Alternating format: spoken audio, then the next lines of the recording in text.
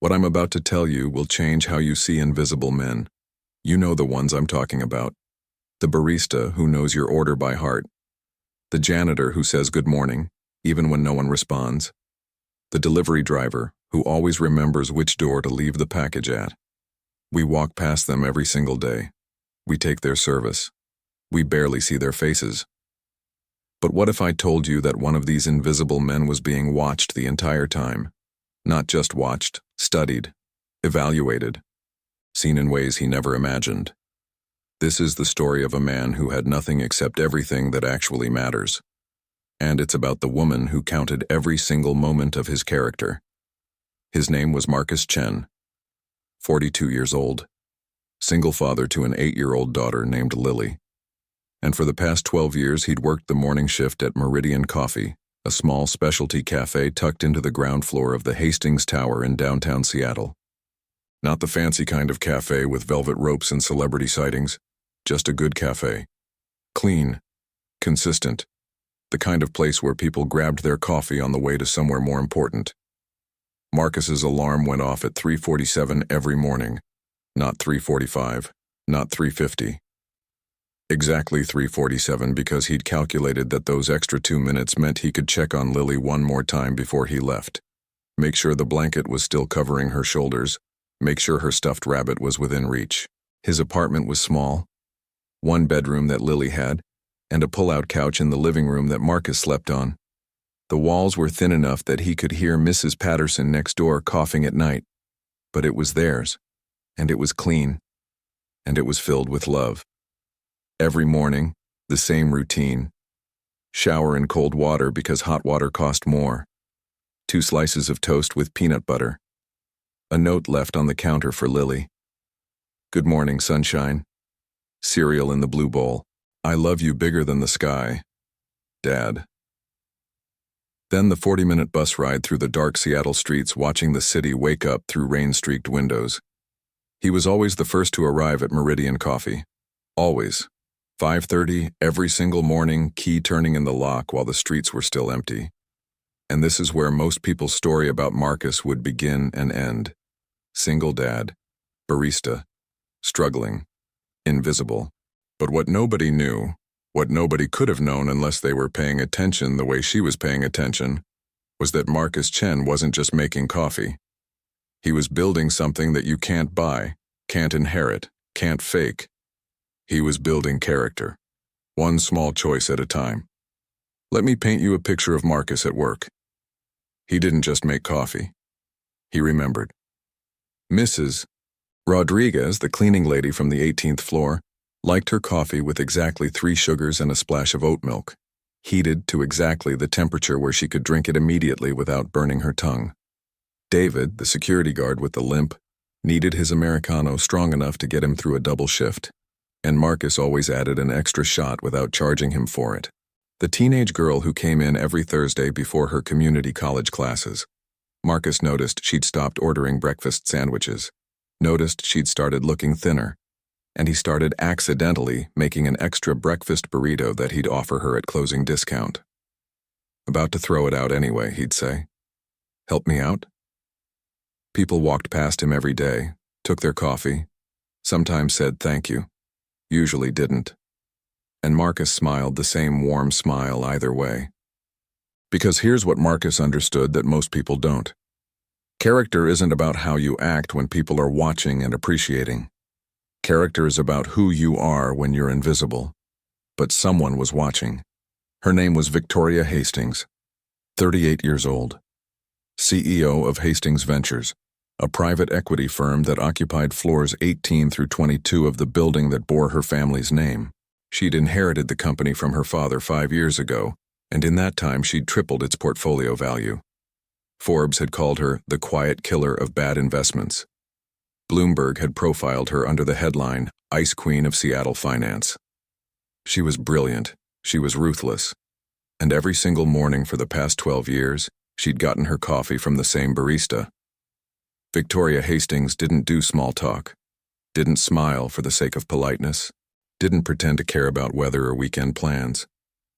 She walked into Meridian Coffee at exactly 6:47 every morning, ordered the same drink, double espresso, no sugar, no milk, no conversation, and walked out.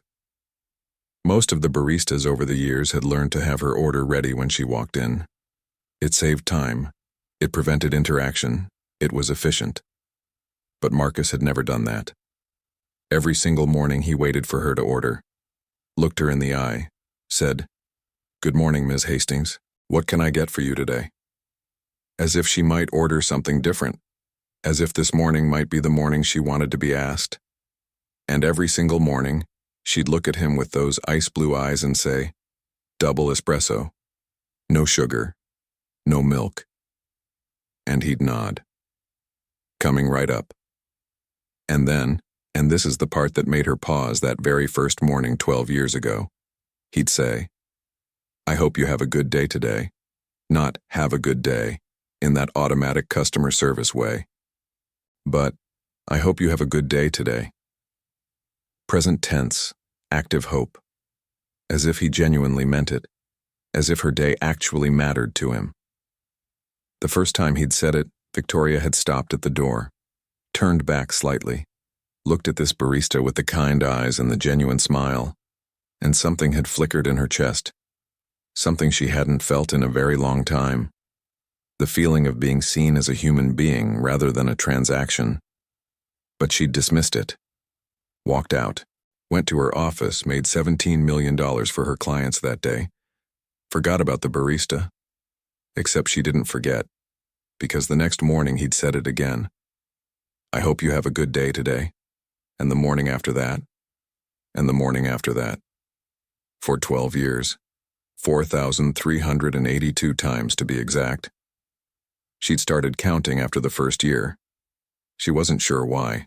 Maybe because in a life where everything was calculated, where every interaction was strategic, where every word had an agenda, there was something hypnotic about this man's absolutely agenda-free kindness. And so she'd started watching him. Not obviously. Victoria Hastings didn't do anything obviously. But she'd started coming down 5 minutes earlier, standing in line a little longer, watching how he interacted with other customers, watching how he treated the homeless man who came in every Tuesday asking for day-old pastries, watching how he stayed late to help the new hire learn the espresso machine, watching how he picked up the dropped wallet and chased the customer down the street to return it. She'd seen him slip money into the tip jar of the struggling musician playing outside the building. She'd seen him buy groceries for the single mother who'd left her wallet at home.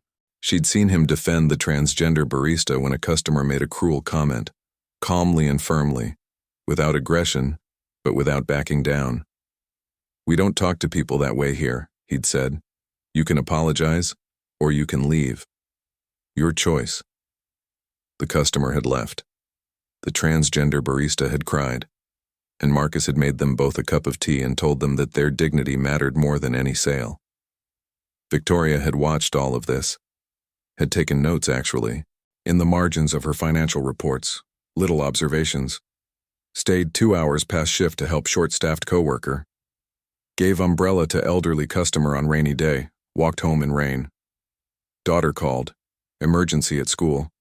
Marcus arranged coverage and left running, apologizing to everyone in line.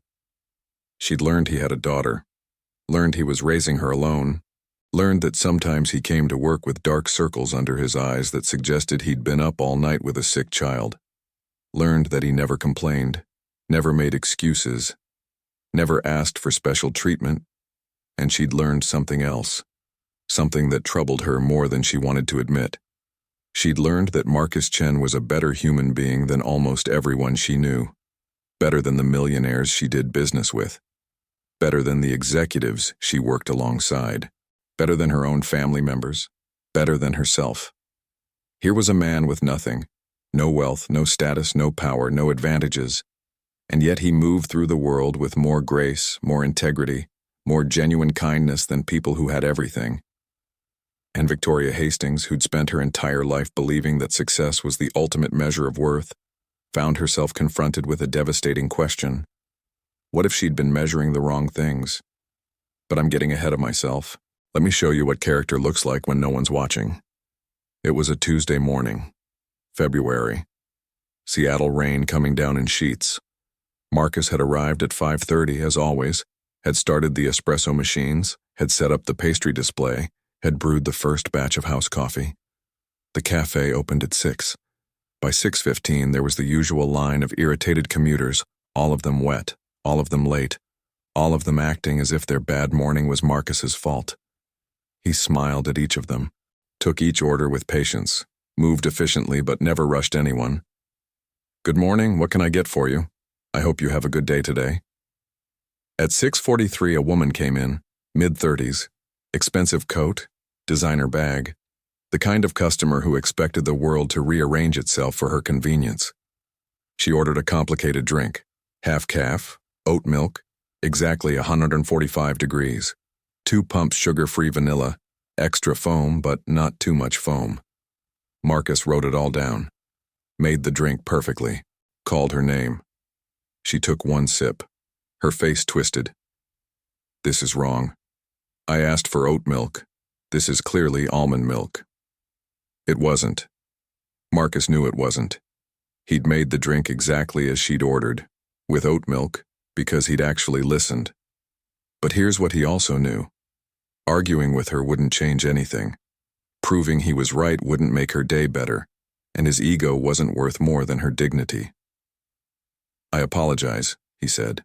"Let me remake that for you right away." He dumped the perfectly good drink, made it again identical to the first, handed it to her. She took a sip, nodded, walked out without saying thank you. The customer behind her in line, a regular named James, shook his head. "Man, that was oat milk the first time. I heard you confirm it." Marcus smiled. "Maybe, but it's just coffee. Her morning matters more than me being right." And that's when Victoria Hastings, standing at the back of the line for the first time in 12 years instead of walking straight to the counter, felt something shift in her chest. Because she'd just witnessed something that her entire world had trained her to see as weakness. He'd let someone walk all over him. He'd taken blame for something that wasn't his fault. He'd wasted time and resources to satisfy an unreasonable customer. But as she watched him turn to the next customer with the same genuine smile, the same authentic warmth, she realized, this wasn't weakness. This was strength. The strength to choose kindness over ego. The strength to absorb someone else's bad day without letting it poison his own spirit. The strength to understand that some battles aren't worth winning. She ordered her double espresso. He made it exactly right, exactly the same as he had 4,381 times before, looked her in the eye. "I hope you have a good day today, Ms. Hastings." And for the first time in 12 years, she said something back. "Thank you, Marcus." He blinked, surprised that she knew his name, not knowing that she'd known his name for 11 years and 7 months, not knowing that she knew his daughter's name, his bus route, his favorite basketball team, the fact that he volunteered at the children's hospital on his days off. "You're very welcome," he said. And meant it. She walked out into the rain, went to her office, sat at her desk with her espresso, and instead of opening her laptop, she opened her notebook, the one where she'd been taking notes for 12 years, and she started writing something new, a plan. Are you a single dad watching this right now? I want you to comment below and tell me what city you're watching from, because what I'm about to tell you next is going to matter to every single father who's ever felt invisible. But before I continue, you need to understand something about Victoria Hastings. She wasn't sentimental. She wasn't impulsive. She didn't make decisions based on feelings. Every move she made was strategic, calculated, designed to maximize value. Her father had taught her that. Business is war, he'd told her. Only the ruthless survive. She'd believed him, had built her entire life on that foundation, had sacrificed relationships, friendships, softness, vulnerability, all of it, to become the kind of CEO who could walk into a boardroom full of men twice her age and make them sweat. She was good at it. She was successful at it. She was also, she was starting to realize, completely empty inside. Because here's what 12 years of watching Marcus Chen had taught her. Her father was wrong. Business wasn't war. Life wasn't war. And the ruthless didn't survive. They just accumulated wealth while their souls died. She'd watched colleagues destroy themselves chasing the next deal. She'd watched family members betray each other for inheritance. She'd watched billionaires end up alone in hospital rooms because they'd never invested in being the kind of person anyone wanted to visit. And then she'd watched Marcus Chen, a barista making $18 an hour, live with more richness, more purpose, more genuine human connection than anyone in her tax bracket. He had nothing, and he had everything. So she started planning, but not the way you think. Victoria wasn't planning to rescue Marcus. She wasn't planning some pretty woman scenario where the wealthy executive swoops in and saves the struggling worker. That would be ego. That would be power. That would be turning his dignity into her charity project. And she'd watched him long enough to know Marcus Chen didn't need saving. He needed recognition. What's the difference? Saving someone says, "You're broken and I'll fix you." Recognition says, "You're already whole and I see your worth." So Victoria started asking questions, started doing research. She looked into his employment history. 12 years at Meridian Coffee. Never late. Never missed a shift except for documented emergencies with his daughter. Employee of the month 17 times. Not because he was trying to win anything, but because he showed up every single day and chose to be excellent at a job most people saw as beneath them. She looked into his education. He'd been in pre-med at UC Berkeley, top of his class, full scholarship. Medical school acceptance letters from Johns Hopkins and Stanford. And then in his senior year, his girlfriend had gotten pregnant, had the baby, disappeared 3 months later, leaving him with an infant and a choice, his future or his daughter's present. He'd chosen Lily, had dropped out of Berkeley with 1 semester left, had moved to Seattle where his aunt could help with childcare, had taken the first job he could find that offered health insurance and reliable hours, had been making coffee ever since, had never once in 12 years mentioned to anyone that he'd given up becoming a doctor to change diapers and sing lullabies. Victoria found his MCAT scores. Perfect. Found his organic chemistry thesis, published in an undergraduate research journal. Found recommendation letters from professors that used words like brilliant, compassionate, natural healer. This man could have been a surgeon, could have been saving lives in an operating room, could have had status and wealth and respect. Instead, he was handing out coffee to people who didn't bother learning his name, and he'd never complained. Not once. Because to Marcus, being Lily's father wasn't a sacrifice. It was the greatest privilege of his life. Victoria sat in her office with this information, and for the first time since her own father had died, she cried. Not sad tears, angry tears. Angry at a world that measured worth by income. Angry at a system that made invisible the very people who held it together. Angry at herself for having been part of that system for so long. But anger without action is just noise. So she did what she did best. She made a plan. She started with Meridian Coffee's owner, a man named Gerald, who owned 4 cafes around Seattle and spent most of his time at his beach house in Maui. She called him, expressed interest in acquiring his business, made an offer he couldn't refuse, 30% above market value, immediate close. He accepted within an hour. Then she called her head of HR. I need you to audit the employment practices at the cafe we just acquired. Specifically, I need you to review the compensation structure for long-term employees. And I need you to find out if any current employees have college credits that could be applied toward degree completion. Her HR director, confused but compliant, did the audit. Came back 3 days later. We have one employee who's been there over a decade, Marcus Chen, exemplary record, currently making $18.50 an hour. And yes, he has 86 credits from UC Berkeley. He'd need about 30 more credits to graduate. What would it take to get him those credits? Victoria asked. He'd have to go back to school, but at his income level with a dependent, he'd likely qualify for financial aid. The bigger issue is time. He's working 40 hours a week. Single father. When would he take classes? Victoria smiled, the kind of smile that made stock prices move. Leave that to me. But she didn't approach Marcus, not yet, because she knew, she'd watched him long enough to know, that if she came to him directly, if she made it personal, he'd refuse. He'd see it as charity. His pride, his dignity, his fierce independence wouldn't allow him to accept help just because some CEO had decided to play fairy godmother. So she had to be smarter than that. She had to create an opportunity that looked like policy, not preference. A system change that would benefit him without singling him out. A structure that honored his dignity while recognizing his worth. She called an all-staff meeting at Meridian Coffee. First time the owner, now Victoria, had ever set foot in the cafe outside of getting her morning espresso. Marcus was there, of course, standing in the back, curious but not concerned. He'd survived owner transitions before. Victoria stood in front of the staff, all 12 of them, and she said something that made Marcus's heart stop. I've acquired this business because I believe coffee shops should be more than transaction points. They should be community hubs, and community hubs require staff who are invested, educated, and empowered. So effective immediately, we're implementing 3 new policies. First, all employees who've been with the company for more than 5 years will receive a 50% pay increase, effective next pay period.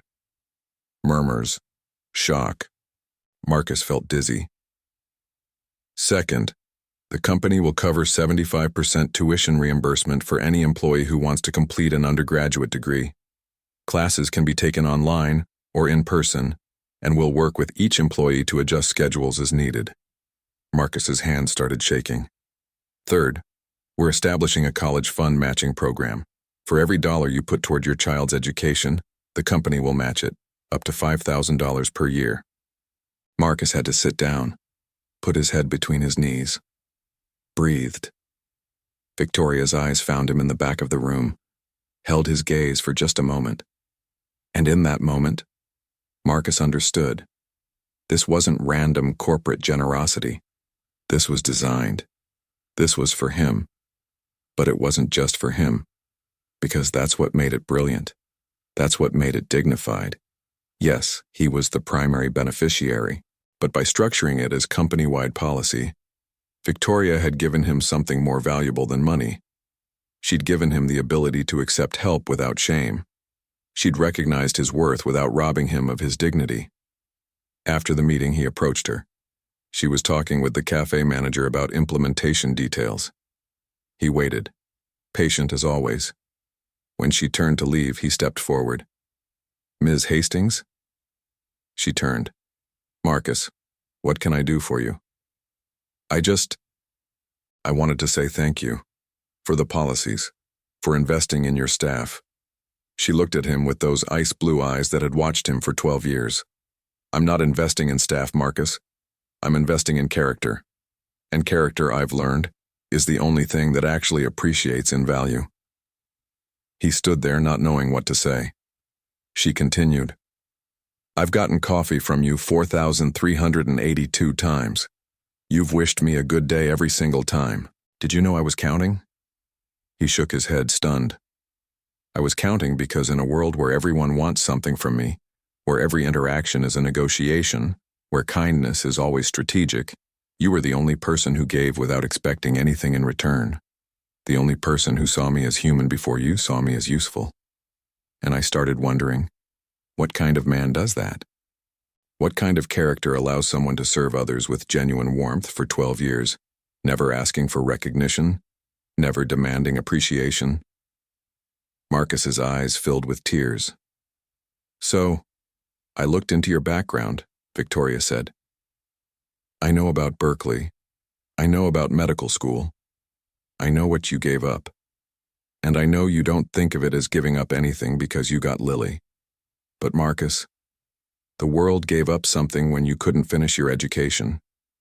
And I'd like to help fix that. Not because I pity you, but because investing in good men is the smartest investment anyone can make. If you've ever done something good that nobody noticed, I want you to comment below and tell me about it. Because what happened next proves that no good deed is truly invisible. Marcus graduated from UC Berkeley Online 2 years later. Bachelor of Science in Biology. Lily sat in the front row of his graduation ceremony, holding a sign that said, "That's my dad," with 17 exclamation points. Victoria Hastings sat 3 rows back, wearing sunglasses even though they were indoors, because she was crying and she didn't need Bloomberg writing about it. But the degree was just the beginning. Because here's what happened during those 2 years that Marcus was finishing his education. Victoria Hastings changed. Not in some dramatic movie montage way, but in small, daily ways that added up to a completely different person. She started saying good morning to people. Started asking the security guard about his grandchildren. Started learning the names of the cleaning staff. Started tipping the delivery drivers not 18%, but 50%. Because she'd learned from Marcus that generosity wasn't about percentages. It was about recognizing someone's humanity. She started a scholarship fund at Hastings Ventures. Full-ride scholarships for single parents trying to finish interrupted educations. The only requirement? An essay about character. Not achievements, not test scores. Character. What you do when no one's watching. How you treat people who can't do anything for you. She restructured her company's service contracts. Every vendor, every contractor, every freelancer now had access to the same benefits as full-time employees. Health insurance, education support, profit sharing. Her board thought she was insane. "This will kill our margins," they said. "Good," she replied. "I'd rather have smaller margins and be able to look at myself in the mirror." Profits went up, actually.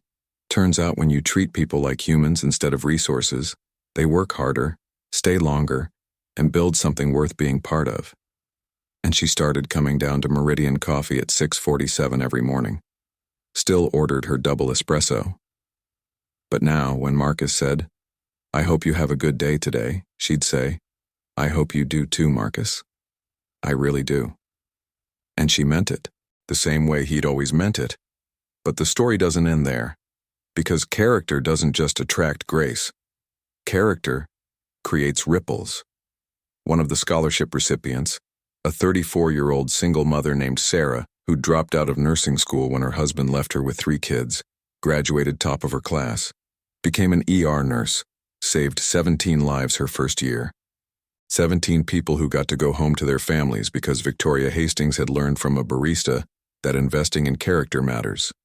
Another scholarship recipient, a former mechanic named James who'd always dreamed of being a teacher, finished his education degree, took a job at an underfunded middle school in South Seattle. 23 of his students went to college, first in their families. 23 families' trajectories changed because Victoria Hastings had watched Marcus Chen treat a rude customer with undeserved grace. Marcus himself? He applied to medical school, got accepted to University of Washington School of Medicine, at 44 years old, oldest in his class. And the first day of orientation, when they went around the room introducing themselves, he said, "My name is Marcus Chen. I'm here because my daughter taught me that love is the strongest force in the universe, and I want to spend my life proving that's true." He graduated 4 years later, top 10% of his class, specialized in family medicine, opened a practice in the neighborhood where he'd raised Lily, affordable care, sliding scale fees. He treated people the way he'd served coffee, with dignity, attention, genuine care. And every single morning before his first patient, he'd stop by Meridian Coffee. Victoria had kept it running, had promoted Marcus's former colleague Rosa to manager, had turned it into a community space that hosted support groups for single parents, free tax preparation services, ESL classes. Marcus would get his coffee. He'd developed a taste for lattes, 2% milk, 1 sugar, and Victoria would be there. They'd become friends. Real friends. The kind who challenged each other, supported each other, called each other out when needed. One morning about 6 years after that staff meeting, Marcus said to her, "I need to ask you something." "Anything," Victoria said. "Why me? Of all the employees you could have helped, all the people you could have invested in, why did you choose me?" Victoria smiled. The real smile, not the corporate one. "I didn't choose you, Marcus. You chose yourself. Every single morning for 12 years, you chose to be kind when you could have been indifferent. You chose to see people when you could have looked through them. You chose character when character cost you everything and gave you nothing in return. I didn't make you good. I just finally recognized what was already there." Marcus nodded, quiet for a moment, then, "You know what Lily said when I told her I was going to medical school?" "What?" She said, "Dad, you've always been a doctor. You've been healing people with kindness my whole life. Now you'll just have fancier tools." Victoria's eyes filled with tears. "She's right. That's exactly right." "She asked about you," Marcus continued. "Asked why you helped us, what you got out of it." "What did you tell her?" "I told her that you learned the same thing I learned. That character attracts grace. That goodness recognizes goodness. That the best investments aren't financial, they're human." Victoria raised her coffee cup. "To human investments." Marcus raised his. "To being seen." They drank their coffee, watched the morning rush begin, all these people hurrying to somewhere they thought was more important, not realizing that the most important thing was right here. Two people who taught each other that worth isn't measured in dollars or status or power. It's measured in how you treat people when you don't have to, when no one's watching, when there's nothing in it for you. What's the most invisible sacrifice you've made for your family? Tell me in the comments below. Now let me tell you why this story matters, why I'm sharing it with you today. Because right now, watching this video, there are single dads in Brazil, in the Philippines, in Texas, in Nigeria, in India, all over this world, who are living the same invisible life Marcus lived. You're the barista, the janitor, the delivery driver, the security guard, the warehouse worker. You wake up before the sun. You do work that people take for granted. You sacrifice in ways nobody sees. You're kind when you could be bitter. You're patient when you could be angry. You're present for your children even when you're exhausted beyond measure. And you wonder, does it matter? Does anyone see? Will it ever get better? I'm here to tell you, yes, it matters. Someone is watching. It will get better. Maybe not the way you expect. Maybe not on your timeline. Maybe not with a billionaire CEO restructuring her company for you. But character has a way of being recognized. Grace has a way of finding good men, not because the universe is fair, it's not, but because character creates opportunities that ego destroys, because people remember kindness when they forget everything else, because the way you treat people when you have nothing is exactly the trait that people with something are desperately searching for. You think you're just serving coffee? You're teaching your children integrity. You think you're just working a humble job. You're modeling dignity. You think you're invisible. You're creating ripples you can't even see yet. Marcus Chen thought he was just a barista, but he was actually building a reputation, building relationships, building character. And when the opportunity came, not because he demanded it, not because he manipulated it, but simply because he'd been consistently good for long enough that someone finally noticed. He was ready. That's the thing about character. It prepares you for opportunities you didn't even know were coming. But I want to be honest with you about something, because I'm not here to sell you fairy tales. I'm here to tell you the truth. Not every single dad's story ends with a CEO restructuring her company. Most of you watching this will never have a Victoria Hastings moment. You'll work hard your whole life. You'll sacrifice everything for your kids. You'll be kind when you could be cruel. And you'll retire with a modest pension and a small apartment and no viral story about your character being recognized. Does that mean it didn't matter? Let me tell you what Marcus told me when I asked him that exact question. He said, "The day Lily graduated from high school, she's at Stanford now studying biochemistry, full scholarship. She gave a speech at the graduation ceremony, and she said something that broke me. She said, 'I watched my father give up his dreams so I could have mine. I watched him smile through exhaustion. I watched him choose kindness when the world gave him every reason to be bitter. And I learned that who you are matters more than what you have. My dad was never rich, but I was raised wealthy in all the ways that actually count.'" Marcus paused, wiped his eyes, and then he said, "Victoria, changing my circumstances was a gift, but it wasn't the point. The point was Lily. The point was that my daughter learned to measure worth the right way. Even if Victoria had never noticed me, even if I'd retired as a barista, Lily would still have learned that lesson, and she'd pass it to her children, and they'd pass it to theirs. That's the investment that matters. So if you're watching this as a single dad who feels unseen, let me ask you, what are your children learning from watching you? What are you teaching them about character, about integrity, about how to treat people who can't do anything for you? Because maybe you won't get the dramatic turnaround, but your children are watching, and what you're modeling for them, that's the turnaround that matters most. Character attracts grace. Sometimes that grace looks like a CEO restructuring her company. Sometimes it looks like your daughter becoming the kind of person who makes the world better. Sometimes it looks like a stranger remembering your kindness 20 years later and paying it forward. Grace recognizes good men. It always does. Sometimes it just takes time. Know a single dad with a story of unexpected recognition? Someone who was invisible until someone finally saw them? Share their story in the comments below and include what city they're from. I want to hear about the invisible heroes in your life. Here's where Marcus and Victoria are now. Marcus runs his family medicine practice. He treats his patients the same way he served coffee, with complete attention, genuine care, recognition of their dignity. He has a picture in his office of him and Lily at his medical school graduation, and right next to it a picture of the staff at Meridian Coffee, all of them smiling, the day Victoria announced the new policies.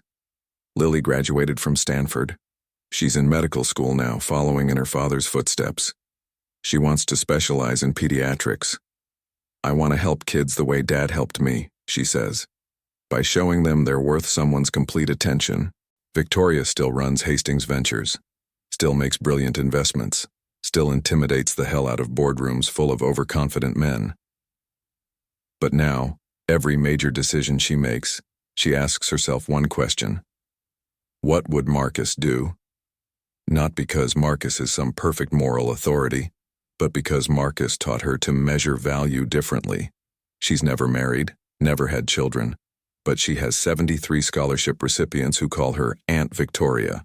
She has a cafe that serves as a community center. She has a company culture that other businesses study and try to replicate. She has a friendship with a doctor who still wishes her a good day every morning. And she has something she didn't have before. Peace. The kind of peace that comes from aligning your resources with your values. From recognizing that the most important currency isn't money, it's character. Marcus told me something else. He said, people ask me if I'm angry about the years I lost, the medical career I could have had if I'd gone straight through. And I tell them, I didn't lose anything. I gained Lily. I gained humility. I gained the ability to see people the way everyone deserves to be seen. If I'd become a doctor at 25, I would have been technically skilled but relationally clueless. Now I'm both skilled and human. The detour was the path. That's wisdom. That's the kind of perspective that only comes from choosing character when character costs you everything. If you're a single dad, I want you to comment below. What city are you watching from? What's the invisible sacrifice you're making right now that nobody sees? Because I want you to know you're not alone. There's a global community of men doing exactly what you're doing, and your story matters. Let me leave you with this. Marcus and Victoria were having coffee one morning about 8 years after that staff meeting, and Victoria said, I need to confess something to you. What's that? Marcus asked. I counted. 4,382 times. I counted every time you wished me a good day. I kept a record.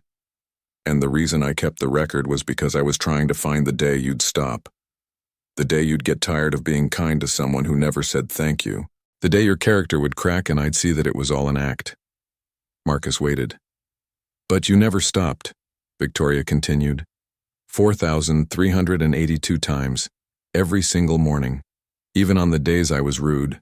Even on the days I didn't acknowledge you. Even on the days I treated you like a vending machine instead of a human. You still said it.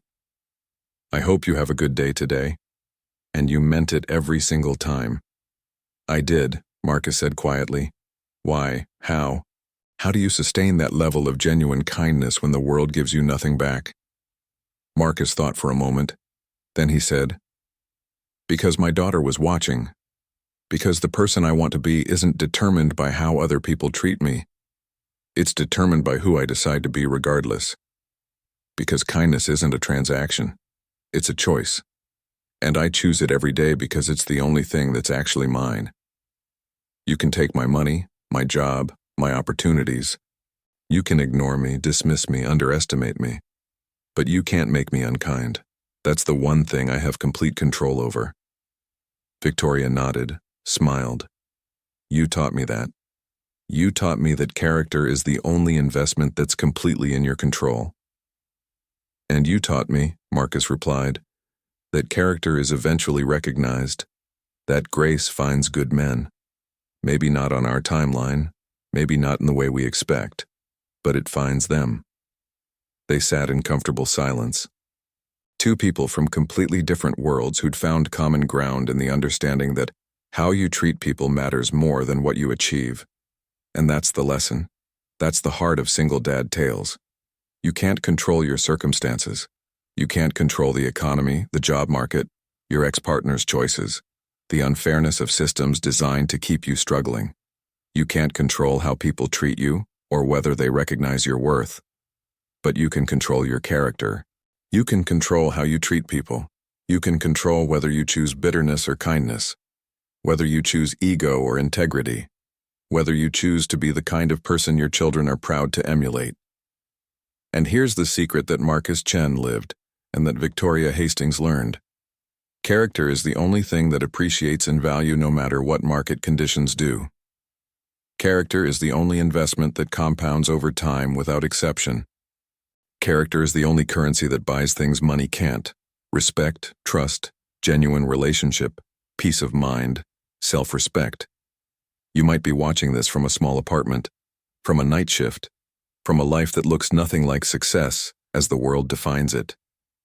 But if you're choosing character, if you're being kind when you could be cruel, if you're showing up for your children even when you're exhausted, if you're treating people with dignity even when they don't reciprocate, you're already successful in the ways that actually matter.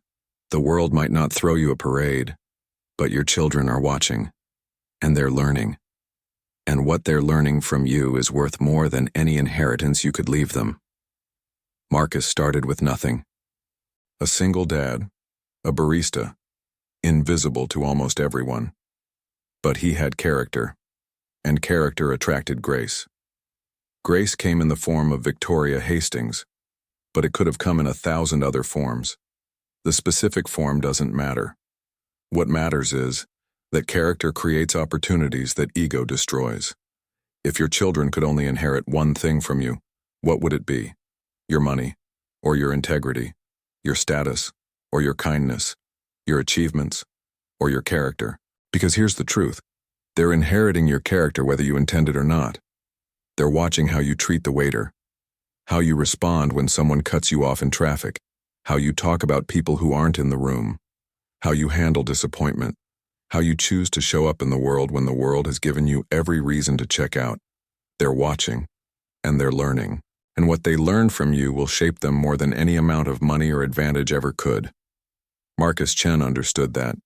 He chose to be a man of character even when character seemed like a luxury he couldn't afford, even when kindness seemed like weakness, even when no one was watching except Lily.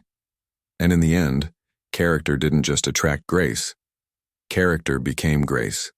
For Lily, for Victoria, for 73 scholarship recipients, for hundreds of patients, for thousands of people touched by the ripples of one man's choice to be kind when he had every reason to be bitter. Your story isn't over. Your character is still being written. Every choice you make today is another sentence in the story your children will tell about who you were. What story are you writing? If this story moved you, if it reminded you why character matters, I want you to do 3 things. First, share this video with a single dad who needs to hear it. Tag him, send it to him. Let him know you're not invisible. Your character matters. Grace is coming. Second, leave me a comment. Tell me where you're watching from. Tell me what city you call home. Tell me one invisible sacrifice you're making right now. Because I want you to know, there's a community here. You're not alone. Third, Subscribe to Single Dad Tales, because I have more stories. Stories of invisible heroes. Stories of character attracting grace. Stories that prove what Marcus Chen proved, that who you are matters more than what you have. That dignity is more valuable than dollars. That character is the ultimate investment. Character attracts grace. Your story isn't over, and the world needs good men like you. Grace recognizes good men, it always does. Sometimes it just takes time. Sometimes it takes 4,382 days. But it comes. It always comes. Keep being kind. Keep showing up. Keep choosing integrity. Your children are watching. And somewhere, someone else is watching too. Someone who will recognize what you're building. Someone who will honor what you've protected. Someone who will see you the way you deserve to be seen. You're not invisible. You never were. You're just waiting for the moment when grace catches up to character. And it will. I promise you, it will.